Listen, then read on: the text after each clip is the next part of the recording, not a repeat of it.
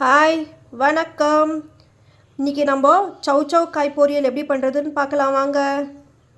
சௌச்சௌ காயை நல்லா தோல் சீவிட்டு இந்த மாதிரி சின்னதாக கட் பண்ணி எடுத்துக்கணும்.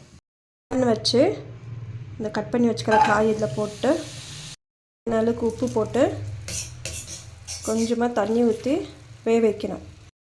இப்போ நல்லா வெந்துச்சு. அடுத்து ஒரு கடாயில் 2 ஸ்பூன் எண்ணெய் ஊற்றி சூடானோன்னு கடுகு போட்டு கடுகு பொரிஞ்ச உடனே கறிவேப்பிலை 2 பச்சை மிளகா கொஞ்சமாக கடலைப்பருப்பு போட்டு கடலைப்பருப்பு நல்லா கிளந்த பிறகு வேக வச்ச சௌச்சௌ காய் இதில் போட்டுக்கலாம். கொஞ்சம் இந்த எண்ணெயிலே நல்லா வதங்கிட்டு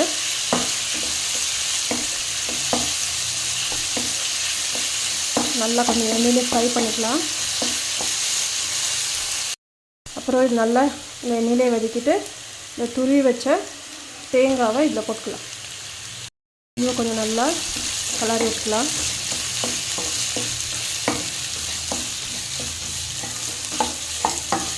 இது ரொம்ப உடம்பு கூட நல்லது. வெயிட் லாஸ் பண்ணுறவங்களுக்கு ரொம்ப நல்லது.